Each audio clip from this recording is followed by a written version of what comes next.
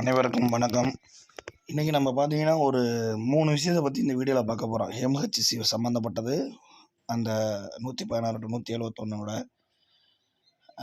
பலதரப்பட்ட வேக்கன்சியோட பணித்தன்மை எப்படி பண்ணியிருக்கோம். அதே மாதிரி இந்த மாற்றுத்திறனாளிகள்லாம் வந்து கேட்குறீங்க, வேலை எனக்கு வந்து எந்த வேலை கொடுப்பாங்க, எப்படி இருக்கும் அப்படின்றலாம் கேட்குறீங்க. அதை பற்றியும், அதே மாதிரி சில பேர்த்துக்கு வந்து கால் லெட்ரு வந்து ஃபைனல் வெரிஃபிகேஷனுக்காக கால் லெட்ரு சில மாவட்டங்களுக்கு வந்திருக்கு, சில மாவட்டங்களுக்கு வரல. அதை பற்றியும், அதே மாதிரி போலீஸ் வெரிஃபிகேஷன் சில பேருக்கு போயிருக்குது, அதை பற்றியான ஒரு தகவல். அதற்கப்புறம் பார்த்திங்கன்னா நீங்கள் அந்த சேல்ரி அக்கௌண்ட்டு எப்படி ஓப்பன் பண்ணணும், எதற்காக ஓப்பன் பண்ணணும், அதை பற்றி ஒரு டீட்டெயில்ஸு. அதை பற்றி தான் இன்றைக்கி வந்து நம்ம இந்த வீடியோவில் பார்க்க போகிறோம். ஒன்று ஒன்றா அப்படியே ஸ்டெப் பை ஸ்டெப்பாக பார்ப்போம். மெயினாக ஃபஸ்ட்டு ஸ்டார்ட் ஆனது சிவகங்கை மாவட்டத்துக்கு ஸ்டார்ட் ஆனாச்சு. சிவகங்கை மாவட்டம் ஆரம்பித்து கன்னியாகுமரி, திருநெல்வேலி, நாமக்கல், நாகப்பட்டினம், இந்த மாதிரி ஒரு சில மாவட்டங்கள், சென்னை, இந்த மாதிரி ஒரு சில மாவட்டங்களுக்கெலாம் வந்து ஒரு வாரம் டைம் கொடுத்து வந்து ஜாயின் பண்ண சொல்லிட்டாங்க. ஒரு வாரம் டைம் கொடுத்து வந்து சர்டிஃபிகேட் வெரிஃபிகேஷன் வாங்க அப்படின்னு சொல்லி. சர்டிஃபிகேட் வெரிஃபிகேஷன்லாம் என்னென்ன கேட்டிருக்காங்கன்னா ஆல்ரெடி வீடியோலேயே போட்டிருந்தோம். கல்வி சான்றிதழ், ஜாதி சான்றிதழ், ப்ரியாரிட்டி இருந்தால் ப்ரியாரிட்டி சான்றிதழ், அதே மாதிரி இந்த மெடிக்கல் சர்டிஃபிகேட்டு உங்களுக்கு கால் லெட்டர் வந்ததுக்கப்புறம் அந்த தேதியில் வாங்கிட்டு போங்க. ஏன்னா மெடிக்கல் ஃபிட்னஸ் உடம்பில் வந்து அந்த டைமில் இந்த லெட்ரு வந்ததுலேருந்து எந்த ஒரு இஷ்யூஸும் இல்லைன்னு வாங்கிட்டு போகிறது தான் நல்லாயிருக்கும். ஆல்ரெடி நீங்கள் வாங்கி வச்சுருந்தீங்க, ஒரு 6 மாதத்துக்கு முன்னாடி, 1 வருஷம் முன்னாடி வாங்கி வச்சுருந்தீங்கன்னா அது வந்து எடுத்துக்குவாங்களான்னு தெரியல, எடுத்துக்க மாட்டாங்க. ஏன்னா தற்போதைய உடல்நிலை உங்களுக்கு எப்படி இருக்குன்றதுல தான் அதனால தான் சொல்கிறேன், கால் லெட்ரு வந்ததுக்கப்புறம் நீங்கள் மெடிக்கல் சர்டிஃபிகேட் வாங்கிட்டு போகிறது தேதி போட்டு கொடுப்பாங்க டாக்டர்ஸு. அது வாங்கிட்டு போய் சப்மிட் பண்ணுறது நல்லதாக இருக்கும். ஆல்ரெடி அவங்க சொன்ன கான்டாக்ட் சர்டிஃபிகேட்டு சாதாரண நபர்கள்ட்ட வாங்கிட்டு போனாலே போதும். க்ரீனிங்கில் வாங்கிட்டு போகணுமாங்கிறீங்க, அது தேவையில்லை. ஏன்னா அவங்க அதில் மென்ஷன் பண்ணலை. சாதாரண நபர்கள்ட்ட நீங்கள் வசிப்பிடத்து பக்கத்தில் உள்ளவங்கள்ட்ட நீங்கள் அதை ஏற்கனவே கொடுத்துட்டுருந்தா தேவையில்லை, கொடுக்கலன்னா வாங்கிட்டு போயிருங்க. அது ஒரு தகவல். அதே மாதிரி மாற்றுத்திறனாளிகள் வந்து கேட்குறீங்க, இது எனக்கு எப்படி வேலை இருக்கணும். உங்களால் என்ன வேலை செய்ய முடியுமோ அந்த வேலையை மட்டும் தான் அவங்க கொடுப்பாங்க. அது அவங்களுக்கே தெரியும், நீதித்துறைக்கே தெரியும், மாண்புமிகு நீதிமன்றத்துக்கே தெரியும். அதனால் வந்து உங்களால் என்ன வேலை செய்ய முடியுமோ அந்த மாதிரி வேலைகள் தான் அவங்க கொடுப்பாங்க. செய்ய முடியாத வேலையெல்லாம் கொடுக்க மாட்டாங்க. ஒன்றும் கவலைப்பட வேணாம். அதே மாதிரி சில மாவட்டத்துக்கு வரல அப்படின்ற தகவலும் கிடச்சிச்சு. எப்படின்னா இப்போ இந்த வாரம் நாளைக்கு ஒரு நாள் இருக்குது, எப்படி இருந்தாலும் இந்த வாரத்தில் கண்டிப்பாக வரும். வரலைன்னா அடுத்த வாரத்தில் உங்களுக்கு லெட்ரு போட்டதுக்கப்புறம் அவங்கள வந்து வர சொல்லிச்சுருவாங்க. அங்கிட்டிருந்து ஒரு 4 நாள் டைம் கொடுத்து இந்த சர்டிஃபிகேட்லாம் ரெடி பண்ணிவிட்டு போய் நம்ம வந்து ஆஜராகிற மாதிரி இருக்கும். அதே மாதிரி இப்போ எங்கெங்கே வேக்கண்ட் இருக்கோ அந்த இடத்துக்கு டைரெக்டாக கூப்பிட்றாங்களா, இல்லை வந்து இந்த ஒவ்வொரு டிஸ்ட்ரிக்டில் ஹெட் ஆஃப் கோர்ட் இருக்கும், அந்த கோர்ட்டில் கூப்பிட்டு அதுக்கப்புறம் வந்து அங்கங்கே பிரித்து போகிறாங்களான்னு தெரியல. ஒவ்வொரு மாவட்டத்துக்கு வந்து எங்கெங்கே தேவைப்படுதோ அங்கே டைரெக்டாகவே கூப்பிட்ருக்காங்க.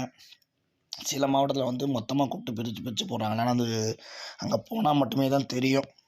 அதனால் வந்து வர்றவங்க கொஞ்சம் வெயிட் பண்ணுங்கள், கண்டிப்பாக வந்துடும். அதே மாதிரி சில கமெண்டில் வந்து போலீஸ் வெரிஃபிகேஷன் போச்சு, அது சம்மந்தப்பட்ட டாக்குமெண்ட்ஸ்லாம் வந்து திருப்படியும் வந்து நம்மளுக்கு அழைப்பாணை வரும்பொழுது அங்கே வந்து காட்டணுமா அப்படின்லாம் கேட்குறீங்க.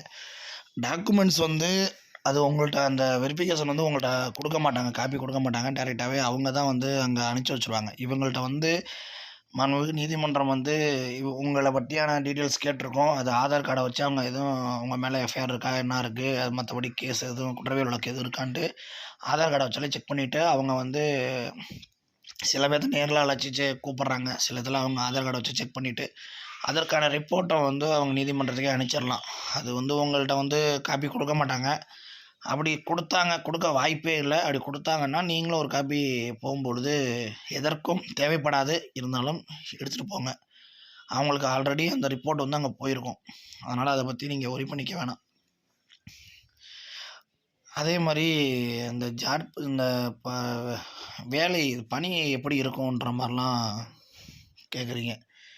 அது பணி வந்து நம்ம ஆல்ரெடி வந்து ப்ராக்டிக்கலில் செஞ்ச பணி தான் இருக்கும். வேறு எதுவும் நம்மளுக்கு புதுசாலாம் கொடுத்துட மாட்டாங்க. வேறு என்னென்ன ப்ராக்டிக்கலில் செஞ்சீங்களோ அதை தான் வந்து நம்ம கண்ணு முன்னாடி கொண்டு வந்து நிறுத்துனாங்க. அதே பணி தான் அங்கேயும் இருக்க போகுது. இதுதான் பணியோட இது. அதே மாதிரி இந்த வெயிட்டிங் லிஸ்ட் கேண்டிடேட்லாம் வந்து எனக்கு மறுபடியும் அந்த இது கேட்டுக்கிட்டே இருக்கீங்க. எப்படி இருந்தாலும் உங்களுக்கு வேலை திருப்படி இதில் இந்த இப்போ நீங்கள் வெயிட்டிங் ஆனீங்கல்ல, அதில் வந்து உங்களுக்கு வேலை பெறணும்னா 3 மாத காலக்கெடு ஆகும். ஏன்னா இதுக்கு அடுத்து வந்து இவங்க போகிறவங்க வந்து வேறு எக்ஸாம் எழுதுகிறாங்களா, அவங்க எழுதி போகிறாங்களா, அதெல்லாம் வந்து தெரியாது. உங்களுக்கு எப்படி இருந்தாலும் இந்த 3 மாத காலம் ஆகும். அந்த 3 மாத காலத்தை வந்து நல்லபடியாக பயன்படுத்திக்கோங்க. அடுத்தடுத்து எக்ஸாம் வரப்போகுது.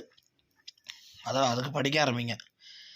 எப்படி இருந்தாலும் 3 மாதம் வெயிட் பண்ணி தானே ஆகணும். அந்த 3 மாத காலத்தை வீணாக்காமல் இதை பற்றி யோசிக்காமல் ஒரு சான்ஸ் தான் அப்படின்னு நினச்சிக்கிட்டு நீங்கள் அடுத்தடுத்த எக்ஸாமுக்கு நீங்கள் படிக்க ஆரம்பிக்கிறது நல்லது. ஏன்னா அடுத்தது ஜூனியர் பெயிலிஃப்லாம் விட போகிறாங்க. எப்படி இருந்தாலும் ஆகஸ்ட், ஜூலை எண்டு இல்லை ஆகஸ்ட் மாதம் வரதா சொல்லியிருக்காங்க. அது எப்படின்னு தெரில, அது வந்துடும். அது மாதிரி அதுக்கு படிக்க ஆரம்பிச்சிருங்க. ஆமாம், அதே மாதிரி இந்த 72 எழுதி பற்றி தெரியும். அதை பற்றி ரொம்ப மன வருத்தம் தான். கிட்டத்தட்ட 3000+ மேலே ரிஜெக்ட் ஆகியிருக்காங்க. அது நம்ம உள்ளே போய் என்னன்றது நம்ம ஆராய்ந்து பார்த்துட்டு அதுக்கப்புறம் அதை பற்றி தனியாக ஒரு வீடியோவில் போடுவோம். அது வருத்தம் தான் இருக்குது எல்லாத்துக்குமே. அதனால் வந்து யாரும் ஒரி பண்ணிக்க வேணாம். இந்த மற்ற மாவட்டங்களுக்கெல்லாம் லெட்ரு வர ஆரம்பிச்சிடும். அதுக்கப்புறம் எல்லாமே ரெடி பண்ணி வைங்க. ஆல்ரெடி உங்கள்கிட்ட எல்லாமே இருக்கும். என்ன நீங்கள் புதுசாக ரெடி பண்ண போகிறீங்கன்னா மெடிக்கல் சர்டிஃபிகேட் ரெடி பண்ண போகிறீங்க, அவ்வளோதான். அது மட்டும் தான் நினைக்கிறேன். இது எல்லாமே உங்கள்கிட்ட இருக்கும். அதெல்லாம் வந்ததுக்கப்புறம் நம்ம ரெடி பண்ணி வச்சுக்கலாம். இப்போ கமெண்ட்ஸில் கேட்ட டவுட் எல்லாமே நான் வந்து கிளியர் பண்ணிட்டு தான் நினைக்கிறேன். எப்படி இருக்கும் வேலை, அதே மாதிரி இந்த மாற்றுத்திறனாளிகளுக்கு அவர்களுக்கு வந்து எப்படி இருக்கும் அப்படின்லாம் கேட்டிருந்தீங்க. உங்களால் என்ன வேலை செய்ய முடியுமோ அதுதான் அவங்க கொடுப்பாங்க கண்டிப்பாக. அதே மாதிரியே வாட்ச்மேன் அவங்களுக்கெல்லாம் பார்த்தீங்கன்னா எப்படி 12 மணி நேரம் அப்படி இருக்கலாம், இல்லை ஷிஃப்ட்டு கணக்காக போடலாம். 6 to 10, 10 to 2, 10 to 2, 2 to 10 அப்படி போடுறாங்களா, இல்லை வந்து காலையில் 6 to 6 திருப்பி மார்னிங் காலையில் 6 to சாயந்தரம் 6 மணிலேருந்து காலையில் 6 அப்படி போடுறாங்களான்னு தெரியல. அது சுழற்சி முறையில் தான் கொடுப்பாங்க. அது எப்படி போடுறாங்கன்னு தெரில. இல்லை 24 hours ஒரு ஆள் அடுத்த நாள் லீவு அப்படி போடுறாங்களான்னு தெரியல. டியூட்டி பணி எப்படி இருக்குன்னு தெரியல. அதே மாதிரி மற்ற பணிகள் அப்படி தான். மசால்ஜி வந்து ஒரு ஜாமான் வாங்கிட்டு வர்றது. அதே மாதிரி இந்த ஃபைலு அநேகமாக கோர்ட்டில் உழுக வாய்ப்பு கிடையாது. ஃபைலு எடுத்து கொண்டு கொடுக்கறது, தண்ணி கொண்டு வந்து இறக்குறது, டீ வாங்கிட்டு வர்றது. அதற்கப்புறம் பார்த்திங்கன்னா இதை நம்ம ஆள்லனா கூட நம்மளே வந்து காவல் பணி செய்கிறது. அதெல்லாம் வந்து அந்த மசால்ஜி அவங்க செய்வாங்க. ஓஏவும் அதே தான். ஓஏவங்களும் இப்போ நான் சொன்ன பணிகளில் அவங்களும் அதில் ஈடுபடுவாங்க. அதே மாதிரி அந்த நீதிமன்ற வளாகங்களில் உள்ள அந்த தோட்டங்களை பராமரித்தல், தண்ணி தெளிக்கிறது, செடிகளுக்கு தண்ணி தெளிக்கிறது. அதே மாதிரி கோர்ட்டுக்கு வரவங்க பொதுமக்கள், மற்ற அஃபீஷியல் அவங்களுக்குலாம் வந்து அந்த வாகனத்தை வந்து இடையூறு இல்லாமல், மற்றவங்களுக்கு வரதுக்கு இடையூறு இல்லாமல் ஒழுங்குபடுத்தி ஓரமாக நிப்பாட்டுறது. இந்த மாதிரி பணிகள்லாம் செய்கிற மாதிரி இருக்கும். அதே மாதிரி இன்னொரு தகவல் என்னென்னா, என்ன தான் வந்து நீங்கள் வந்து அதிகாரி வீட்டில் வேலைக்கு நம்ம வேலை அப்படி போட்டாலுமே இப்போ வந்து நீங்கள் வந்து கோர்ட்டுக்கு போய் பஞ்சு வச்சுட்டு போகிற மாதிரி தான் இருக்கும். அதே மாதிரி ரிட்டன் வரப்பையும் நீங்கள் பஞ்சு வச்சுட்டு வர மாதிரி தான் இருக்கும். இப்போ அப்படி வந்துடுச்சு சிஸ்டம். இதுதான் வரும். டைமிங் வந்து ஒவ்வொரு கோர்ட்டில் மாறுபடும். ஒரு கோர்ட்டில் வந்து நீங்கள் வந்து முன்னாடியே போகிற மாதிரி இருக்கும்.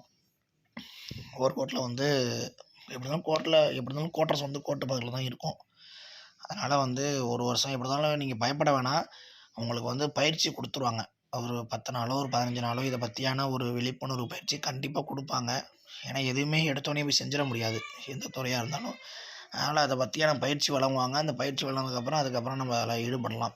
அதுக்கப்புறம் ப்ரமோஷன் வந்து எப்படி என்னன்னு கேட்டிங்க, குறைஞ்சது 2 வருட காலமாவது அதில் பணியாற்றிருக்கணும். அதுக்கப்புறம் அதிகபட்சம் 5 வருடம். அதுக்கடுத்து ப்ரமோஷன் போயிடுவீங்க. ஆமாம், அதே மாதிரி இப்போ நீங்கள் மசால்ஜியாக இருக்கீங்க, வாட்ச்மேனாக இருக்கீங்கன்னா அடுத்த ப்ரமோஷன் ஓஏ தான். அதுக்கடுத்து நீங்கள் எக்ஸாம் எழுதலாமான்னு கேட்டால் 6 மாதத்துக்கு அப்புறம் உங்களுக்கு வந்து அதிலே வந்து டிபார்ட்மெண்டல் எக்ஸாம்னு ஒன்று ஒதுக்கீடு பண்ணுவாங்க. அதில் நீங்கள் எழுதலாம். பொதுவான தேர்வு எழுதலாமான்னு கேட்டால் அது வந்து உங்களுடைய அதிகாரியை பொறுத்து தான் இருக்குது. எழுத அனுமதிக்கிறாங்களான்னு தெரியல. அனுமதித்தா நீங்கள் எழுதலாம், எழுதி நீங்கள் வரலாம். அதே மாதிரி உங்களுக்கு எல்லா சலுகைகளும் உண்டு. அந்த சலுகைகள் வந்து போக போக உங்களுக்கு தெரிஞ்சிடும். எல்லா சலுகைகளும் உண்டு கவர்மெண்ட்டு. அதே மாதிரியே நம்ம இந்த இப்போ 7th பே கமிஷன் ஓடிட்டுருக்கு. அது வந்து எப்படி இருந்தாலும் இன்னும் ஒரு 1.5 வருஷத்தில் அது இம்ப்ளிமெண்ட் ஆகி சம்பளம் வந்து டபுளாக ஆகும். இப்போ என்னென்னா அதிகபட்சம் போனால் ஓஏ வந்து எப்படி இருந்தாலும் ஒரு 26,000 to 27,000 வாங்குவீங்க. அதே மாதிரி மசால்ஜி வாட்ச்மேன்லாம் பார்த்தீங்கன்னா வந்து 24,000 to 25 வாங்குவீங்க. ஒரு 1000 தான் டிஃப்ரெண்ட் வரும் அவங்களுக்கு. இதே நம்ம 8th பே கமிஷன் போட்டாங்க, 8th பே கமிஷன் இம்ப்ளிமெண்ட் ஆகிடுச்சு, சென்ட்ரல் கவர்மெண்ட் இம்ப்ளிமெண்ட் ஆகிடுச்சுன்னா ஒரு 35,000 to 40,000 வந்து மசால்ஜி வாட்ச்மேன் இந்த கடைநிலை ஊழியர் பணிக்கு சம்பளமாக இருக்கும். அதை நான் அந்த வீடியோ மூலம் நான் உங்களுக்கு ஒன்று சொல்லிக்கிறேன். அதே மாதிரி உங்களுக்கான அந்த சங்கங்களும் அங்கே வந்து இருக்கும்.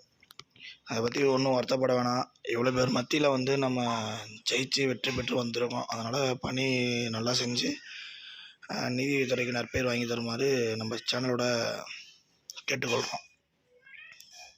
அதனால் நம்ம கொடுக்க வேண்டிய தகவல் எல்லாம் நான் கொடுத்துன்னு நினைக்கிறேன்.